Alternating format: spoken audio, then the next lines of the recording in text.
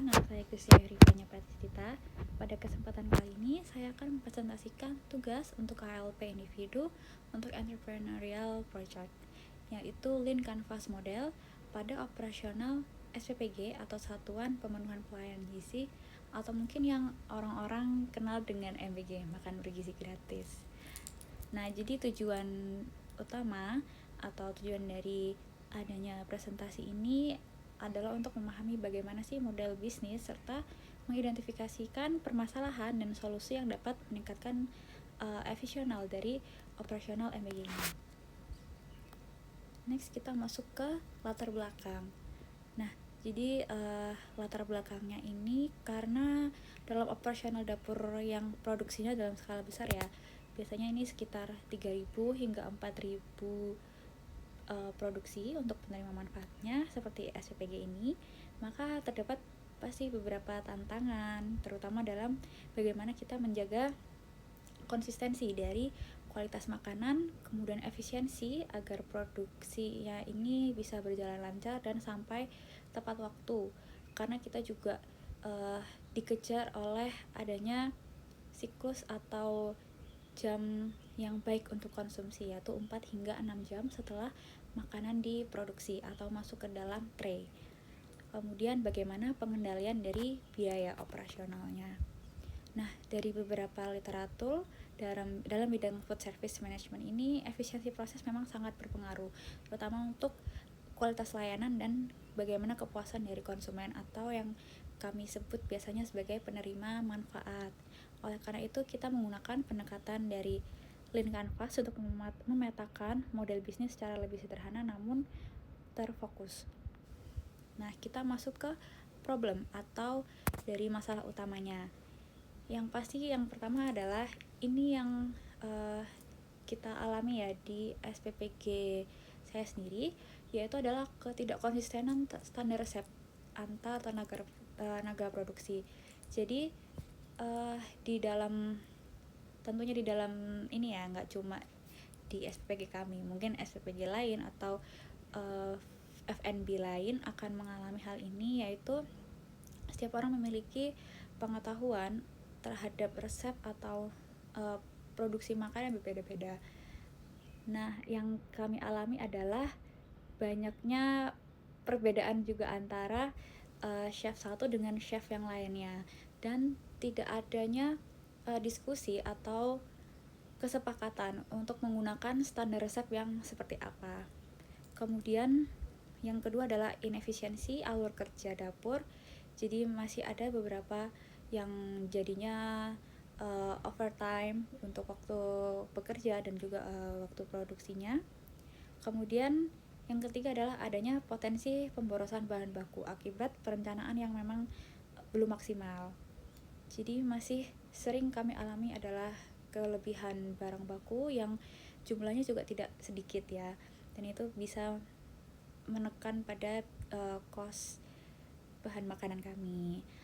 Nah, masalah ini memang sering ditemukan pada sistem produksi makanan massal yang memang belum sepenuhnya menerapkan prinsip Lean. Kemudian kita masuk ke customer segments.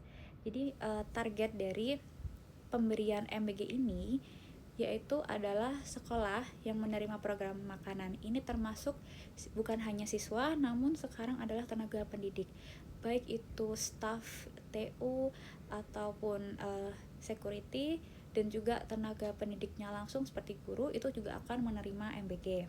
Kemudian instansi pemerintah ini hanya sebagai penyedia programnya. Kemudian penerima manfaat kami yang lain adalah 3B, yaitu ibu hamil, ibu menyusui, dan juga balita. Dan yang terakhir adalah UMKM. Namun di sini UMKM bukan sebagai penerima manfaat, namun diharapkan dia menerima manfaat dalam bentuk yang lain, seperti penggunaan supplier melalui UMKM lokal di sekitar dapur atau di daerah asal. Nah, karakteristik ini yang pastinya membutuhkan makanan bergizi ya, yang higienis dan tepat waktu. Ini untuk penerima manfaat kami. Kemudian pastinya sensitif terhadap kualitas dan juga konsistensi rasa. Kemudian kita masuk ke value proposition.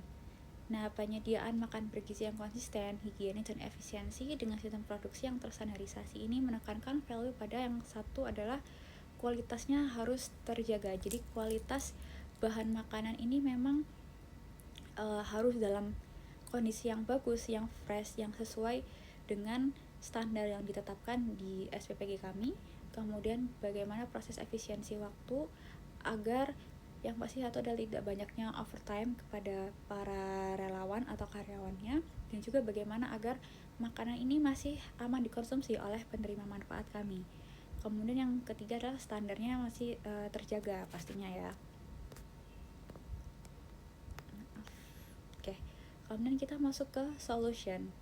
Nah, bagaimana penanganan kami terhadap problem atau masalah utama yang terjadi di SPG kami? Yang pasti adalah standarisasi resep dan juga SOP produksi. Saya akhirnya menekankan baik itu kepada ahli gizi dan juga tim produksi atau tim pengolahan untuk dirapatkan mengenai standarisasi resep agar resep yang kita gunakan di SPPG itu tidak melenceng antar satu chef dengan chef yang lainnya. Jadi hanya satu resep itu saja yang kita ikutin.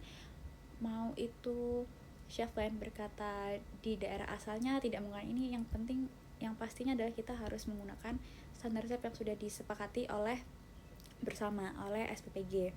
Kemudian pengaturan ulang dari layout dapur berbasis alur kerja ini agar efisiensi pekerja kami lebih meningkat, karena memang masih beberapa layout dapur kami tidak terlalu efisien dengan pekerjaannya. Kemudian sistem kontrol bahan baku dan perencanaan produksi. Jadi memang kita akhirnya menetapkan satu orang untuk benar-benar menghitung kembali atau mengecek kembali apakah bahan baku yang kita perlukan jumlahnya sudah sesuai, agar tidak terjadi kelebihan yang sangat banyak seperti sebelum-sebelumnya. Nah, solusi ini juga sejalan dengan prinsip lean production, yaitu mengurangi waste dan meningkatkan value. Kemudian kita masuk ke channels. Nah, bagaimana saja cara agar MBG ini dapat tersalurkan, dan juga bagaimana MBG ini bisa terlaksana dengan baik. Yang pertama pasti kita distribusi langsung ke penerima manfaatnya. Kami mendistribusikan langsung ke setiap sekolah-sekolahan. Kemudian untuk yang 3B, Bumbil, Busui, dan Balita, kita bekerja sama dengan kader agar setiap kader ini nanti akan mengerahkan anggotanya untuk membagikannya lagi ke rumah-rumah penerima manfaat kami.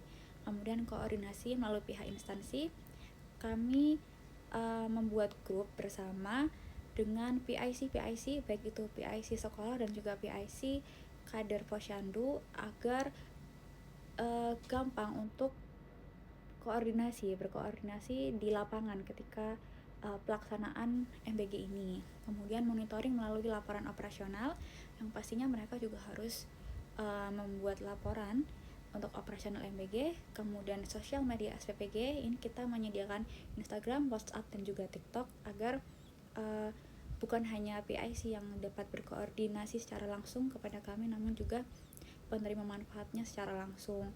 Kemudian evaluasi bulanan kepada sekolah dan posyandu. Memang kita menetapkan setiap 1 bulan sekali untuk dilakukan evaluasi pelaksanaan MBG di sekolah-sekolah dan juga posyandu. Kemudian pelaporan kepada dinas yang bekerja sama.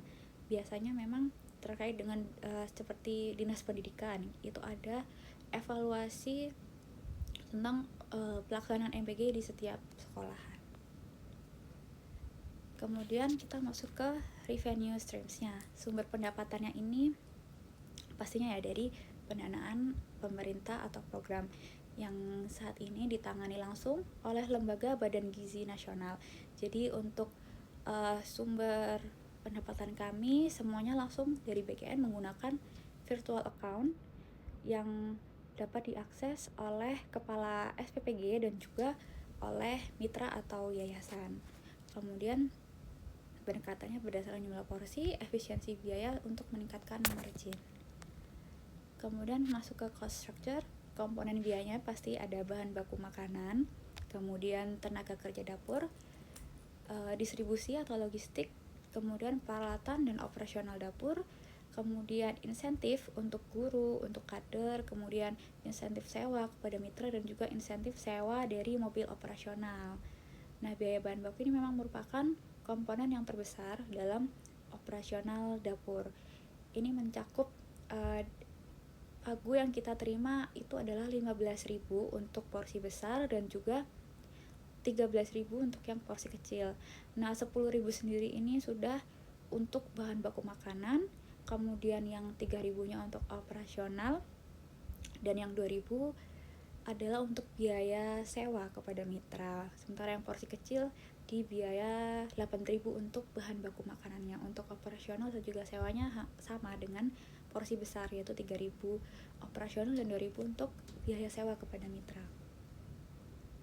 Kemudian key metrics-nya yang pastinya bagaimana ketepatan waktu distribusi. Ini kami juga memang sudah bekerja sama dan menetapkan jam pendistribusian MPG kepada masing-masing sekolah dan juga kader agar makanan ini juga sampai tepat waktu sesuai dengan kesepakatan kami dan masih dalam kondisi yang aman untuk dikonsumsi.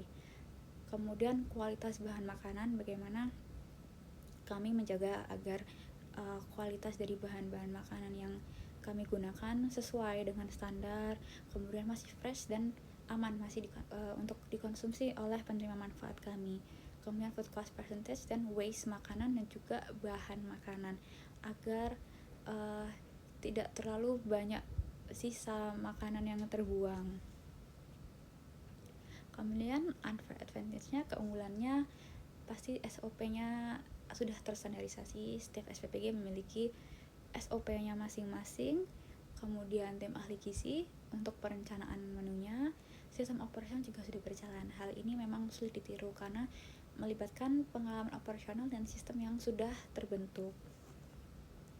Kesimpulannya, learning canvas ini membantu mengidentifikasi masalah utama dari operasional, kemudian bagaimana menyusun solusinya agar lebih terarah dan dapat segera diterapkan di SPG ya untuk kasusnya kali ini. Kemudian meningkatkan efisiensi dan kualitas layanan.